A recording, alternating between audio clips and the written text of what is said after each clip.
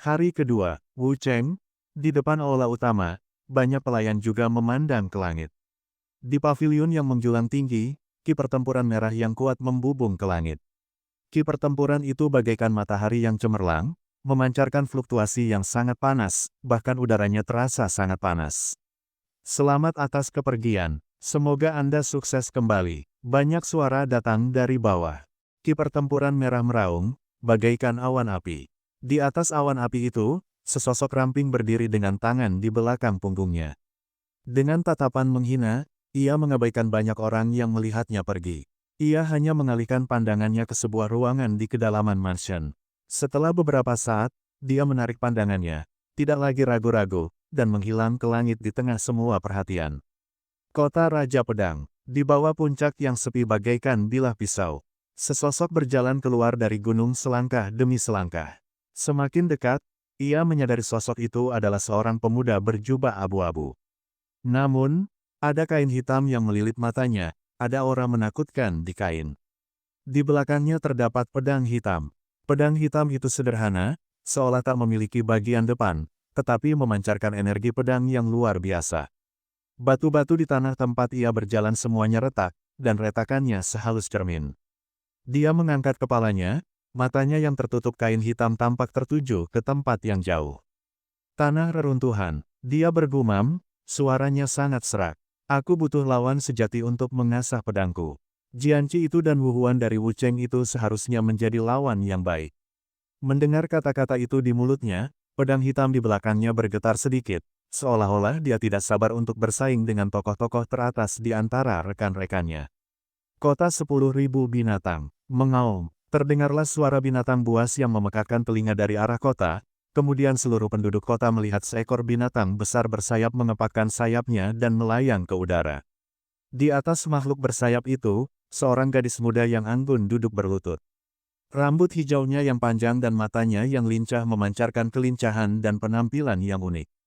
Di pundaknya yang lembut, seekor burung berwarna biru es dan berkicau, dan ada rasa dingin tak terbatas di sepasang pupil burung itu. Hehehe, Xiao Han, akhirnya kita bisa keluar bermain. Gadis itu menyentuh burung itu, wajahnya penuh kegembiraan. Kudengar reruntuhan itu sangat menyenangkan.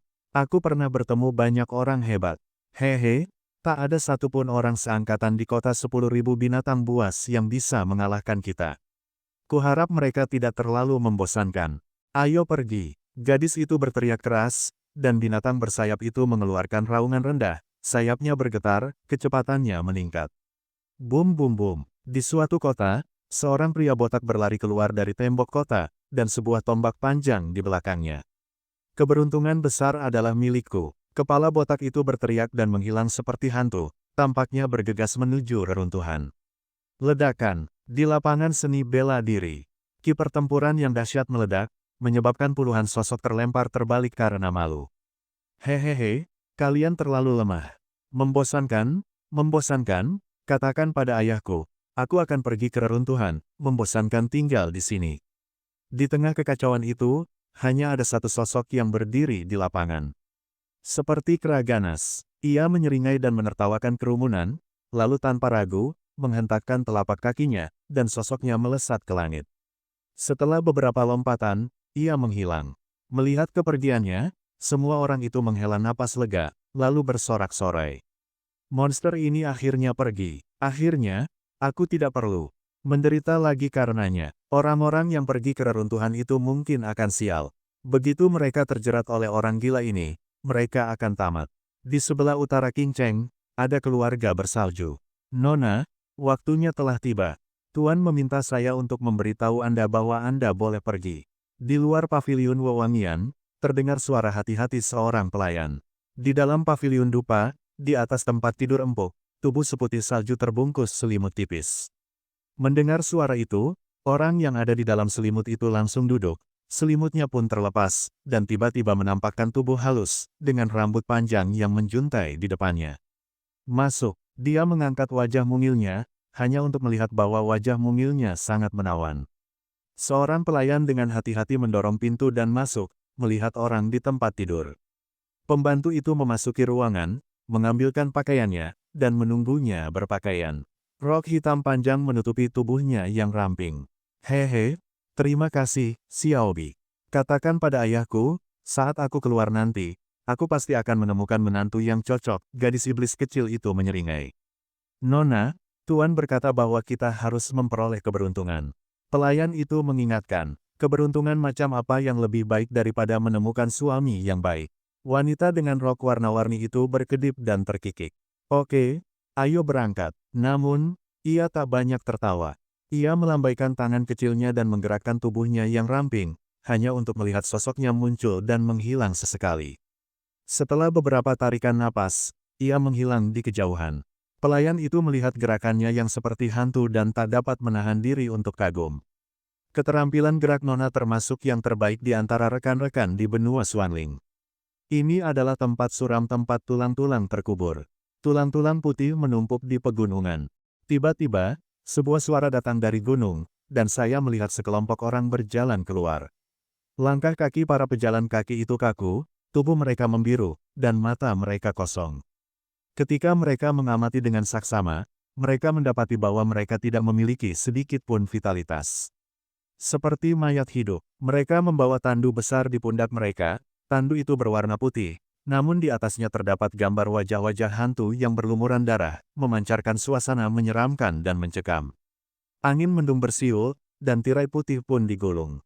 Di balik tirai putih itu, muncullah wajah muda yang pucat pasi dan tak berdarah, matanya berwarna abu-abu, dan tubuhnya seakan-akan diliputi aura kematian. Ratusan hantu membawa tandu, kursi putih itu menghilang, seolah ada suara dingin yang datang dari jauh. Ye Wangxing. Pada saat yang sama, di seluruh benua Swanling, banyak jenius terkenal datang dari seluruh dunia, dan tujuan mereka semua sama, semuanya menunjuk ke tanah relik di pusat benua. Jadi, di seluruh benua Swanling, tatapan mata yang tak terhitung jumlahnya berkumpul. Semua orang ingin tahu betapa hebatnya saat para pahlawan muda ini bersatu. Tetapi apapun yang terjadi, reruntuhan saat ini telah menjadi fokus seluruh benua. Pegunungan Warcraft yang awalnya damai di luar Qingcheng langsung berubah semarak, karena semua orang tahu bahwa gua reruntuhan yang tersembunyi di pegunungan Warcraft akan segera terbuka. Mari kita berhenti di sini sebentar dan membeli beberapa perbekalan untuk Xiao Yi, kata seorang pria dengan penggaris berat di punggungnya. Setelah seharian sibuk, Xiao Yan dan Yueru juga tiba di tempat di pinggiran pegunungan binatang iblis, menunggu reruntuhan terbuka. Karena Xiao Yan tahu bahwa Xiao Yi adalah peri api, untuk mencegah orang lain mengetahuinya, dia juga secara khusus memurnikan pil transformasi untuk Xiao Yi, sehingga dia dapat mengubah bentuknya, dan sekarang benar-benar menampilkan Xiao Yi sebagai binatang kecil, juga sangat imut dan kejam. Namun, anehnya, Xiao Yi tidak menolak ramuan obat jenis api atau bahan obat, dan nafsu makannya pun meningkat pesat, itulah alasan Xiao Yan bertindak. Xiao Yan menangkap Xiao Yi dari bahunya, satu orang dan satu binatang menatap dengan mata besar, dan akhirnya Xiao Yan mengangguk tak berdaya, dan setelah memberi instruksi pada Yueru, dia berbalik dan pergi ke area lain untuk membeli persediaan. Ini adalah tempat persediaan di luar pegunungan binatang iblis. Banyak obat penyembuhan dan barang-barang penting bisa dibeli. Di bagian perbekalan, Xiao Yan menemui seorang pembantu, dan setelah menjelaskan segala keperluannya, pembantu itu pun memintanya duduk sebentar dan pergi. Jadi, Xiao Yan duduk di sana dengan bosan dan menunggu sambil menggendong Xiao Yi. Namun, saat sedang menunggu, Xiao Yan tiba-tiba menyadari ada tatapan aneh, dan langsung berbalik dengan alisnya sedikit berkerut, lalu tertegun sejenak. Sebab ia melihat, tak jauh di belakangnya, seorang gadis cantik berambut hijau panjang, menatapnya dengan mata besar, bahkan sedikit air liur jatuh dari mulut kecilnya. Xiao Yan secara misterius terlihat oleh gadis berambut hijau. Pada saat ini, gadis berambut hijau itu juga berjalan cepat, jadi Xiao Yan menyadari bahwa matanya tidak menatapnya, tetapi pada Xiao Yi dalam pelukannya. Apa yang sedang kau lakukan? Xiao Yan menatap gadis berambut hijau itu dengan waspada.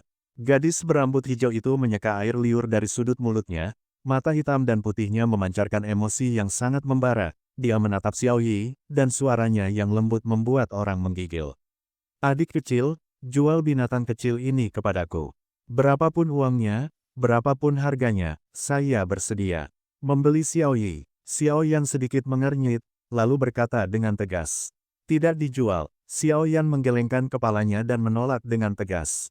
Dia tahu betapa kejamnya makhluk kecil ini dalam pelukannya, maka dia yakin bahwa asal dia berani mengangguk, binatang kecil ini akan menamparnya langsung.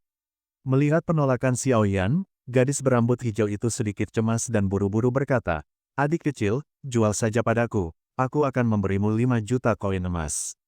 Bahkan jika itu adalah jurus bertarung tingkat abadi." Sambil menggertakkan giginya, dia menatap Xiao Yi dalam pelukan Xiao Yan. Dia menatap tajam ke arah kedua mata Xiao Yi, seakan-akan dia bisa melihat wujud asli Xiao Yi dalam sekejap, karena orang lain tidak bisa merasakan kekuatan Xiao Yi, tetapi dia punya cara unik untuk melihat wujud asli Xiao Yi di depannya, sungguh binatang kecil yang menakjubkan. 5 juta koin emas, keterampilan bertarung tingkat abadi. Xiao Yan juga terkejut dengan penawaran gadis di depannya. Anda harus tahu bahwa 5 juta koin emas bukanlah jumlah yang kecil, dan keterampilan bertarung tingkat abadi bahkan lebih tak ternilai harganya. Xiao Yan menatap gadis di depannya dengan saksama. Dari tatapan panik gadis berambut hijau itu, jelas terlihat bahwa ia tidak sedang membual, melainkan ia benar-benar memiliki uang sebanyak ini. Tapi Xiao Yan tetap menolak, karena Xiao Yi sudah bersamanya begitu lama, itu sudah menjadi persaudaraan, dan lagi pula, Xiao Yi masih berstatus peri api. Xiao Yi yang memiliki potensi tak terbatas, sekarang Xiao Yi dapat menyaingi Dou di bintang 3. Ia berulang kali ditolak, dan gadis berambut hijau itu menghentakkan kakinya dengan tergesa-gesa. Dahinya yang putih berkeringat deras. Ia menatap tangannya yang kecil. Ada pola cahaya di punggung tangannya. Sekarang pola cahaya ini memancar. Sensasi terbakar yang sangat intens. Pola cahaya ini dapat mendeteksi garis keturunan binatang. Semakin kuat garis keturunannya, semakin membara pola cahayanya. Dan rasa terbakar saat ini, bahkan saat dia mendapat Xiao Han, tidak pernah muncul. Dengan kata lain, binatang kecil di depannya, dalam hal garis keturunan, bahkan lebih kuat dari Xiao Han yang memiliki garis keturunan Bing Feng. Baginya, ini hanyalah daya tarik yang tak tertandingi. Xiao Yan melihat pola ini dan tiba-tiba mengingatnya. Teknik transplantasi keluarga Mo di benua Doqi adalah mentransfer beberapa objek aneh ke dirinya sendiri, seperti mata dan lengan. Dia tidak dapat menahan diri untuk bersikap sedikit lebih waspada terhadap wanita di depannya. Dan tampaknya merasakan niat gadis berambut hijau itu, pakaian di lengannya bergerak, dan kemudian seekor burung biru es muncul, dan mata burung itu menatap Xiao Yi. Udara di sekitarnya mulai menunjukkan tanda-tanda membeku.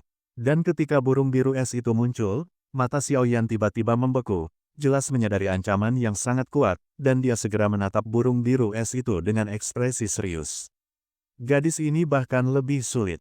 Mata Xiao Yan waspada. Ia mampu membawa makhluk kecil sekuat itu bersamanya. Sepertinya orang itu bukan orang biasa. Di pelukan Xiao Yan, pupil mata binatang Xiao Yi yang menyipit juga terbuka sedikit. Menyapu burung biru es itu, mulut binatang itu terbuka sedikit. Ada lompatan samar cahaya hitam, dan raungan rendah keluar dari tenggorokannya. Jelas saja, ia merasakan permusuhan yang ditunjukkan burung biru es itu. Menghadapi raungan peringatan Xiao Yi, burung biru es itu juga gemetar, ragu-ragu sejenak, lalu perlahan menarik kembali kepalanya. Gadis berambut hijau itu menatap Xiao Han, dan dia terkejut, lalu menatap Xiao Yan dengan iba. Xiao Yan terlintas dalam pikirannya, lalu mengelus Xiao Yi dalam pelukannya, dan akhirnya menggelengkan kepala serta berkata, "Karena kamu bisa melihat betapa luar biasanya hal itu, kamu juga harus tahu bahwa hal itu tak ternilai harganya. Aku tidak akan menjualnya, jadi jangan pikirkan lagi." Setelah Xiao Yan selesai berbicara, ada juga seorang pelayan yang telah menyiapkan semua barang yang telah dibelinya sebelumnya. "Kau tidak menjualnya, aku akan mengikutimu." Gadis itu berkata kepada Xiao Yan.